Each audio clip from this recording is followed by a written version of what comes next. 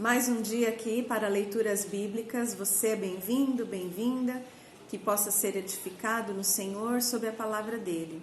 Vamos lá, faremos agora o penúltimo capítulo do Evangelho de Jesus segundo Lucas. Que maravilha! Então resolveram levar Jesus ao governador Pilatos. Começaram logo a acusá-lo. Ele tem levado o nosso povo à ruína, dizendo que não pague seus impostos a César e alegando ser ele mesmo Cristo, o rei. Então Pilatos perguntou-lhe: Você é o rei dos judeus? É o Senhor quem está dizendo, respondeu Jesus. Depois Pilatos voltou-se para os sacerdotes principais e a multidão e disse: Não vejo nesse homem nenhum motivo de acusação. Mas eles insistiram. Acontece que ele está provocando revoltas contra o governo nos diversos lugares aonde vai, em toda a Judéia, na Galileia e agora aqui. Então ele é galileu? Perguntou Pilatos. Quando eles disseram que sim, Pilatos ordenou que o levassem ao rei Herodes, porque a Galileia estava sob o comando dele. Acontece que Herodes estava em Jerusalém naqueles dias. Herodes ficou alegre com a oportunidade de ver Jesus, porque tinha ouvido falar a seu respeito e esperava vê-lo realizar um milagre. Ele fez a Jesus uma pergunta atrás da outra, mas não obteve nenhuma resposta. Enquanto isso, os sacerdotes principais e os mestres da lei permaneciam ali gritando suas acusações. Então Herodes e seus soldados começaram a zombar dele e a ridicularizá-lo. Vestiram nele um manto real e o mandaram de volta a Pilatos. Naquele dia, Herodes e Pilatos, que antes eram inimigos, tornaram-se amigos. Então Pilatos reuniu os sacerdotes principais e as outras autoridades judaicas juntamente com o povo e anunciou sua sentença.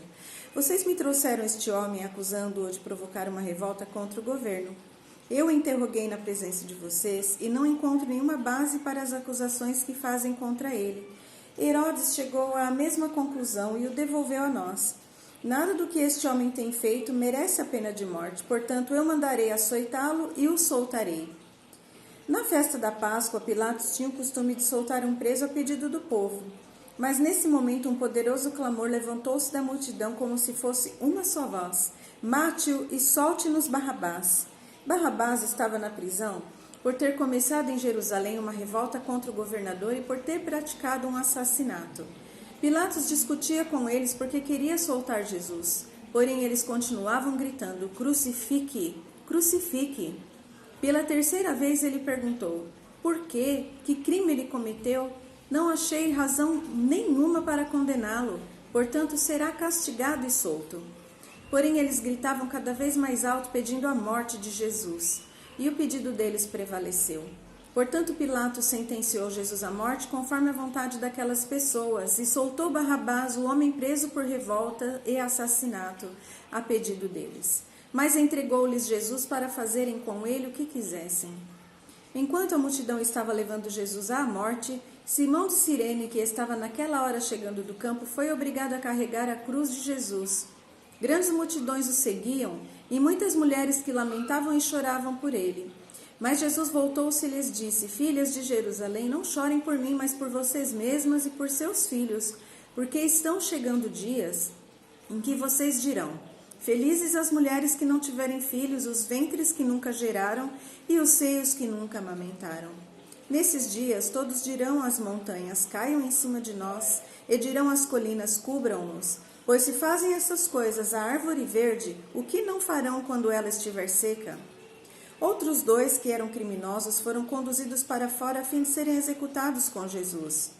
Quando chegaram ao lugar chamado Caveira, ali todos os 3 foram crucificados, Jesus na cruz do meio e os 2 criminosos, um de cada lado. Jesus disse: Pai, perdoa-lhes, porque não sabem o que fazem. Os soldados tiraram sorte sobre a roupa dele, jogando dados para cada peça. A multidão olhava e os líderes riam e caçoavam dele. Ele foi tão bom salvador para com os outros. Vamos ver se ele salva a si mesmo, se é o Cristo de Deus o escolhido. Os soldados também caçoavam dele, oferecendo-lhe vinagre para beber. E lhe diziam: Se você é de fato o rei dos judeus, salve-se a si mesmo. Na cruz por cima dele estava escrito: Este é o rei dos judeus. Um dos criminosos ao lado zombava: Então você é o Cristo, não é? Prove isso salvando-se a si mesmo e a nós também. Mas o outro criminoso o repreendeu, dizendo: Você não teme a Deus nem estando sob a mesma sentença? Nós merecemos morrer pelos nossos crimes, mas este homem não cometeu nenhum mal. E em seguida disse: Jesus, lembre-se de mim quando o Senhor entrar em seu reino.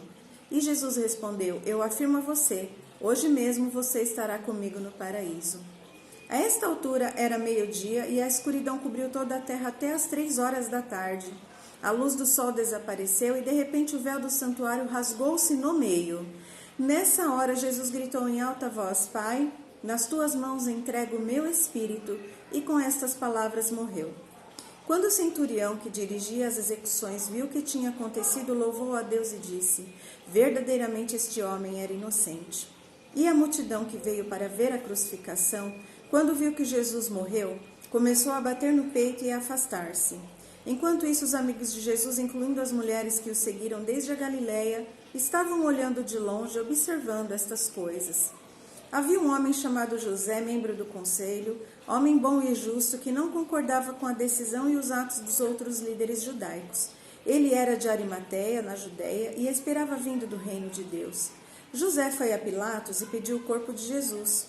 Assim ele desceu o corpo de Jesus da cruz e o enrolou numa longa peça de linho, colocando o corpo num sepulcro novo, cavado na rocha, que ainda não havia sido usado.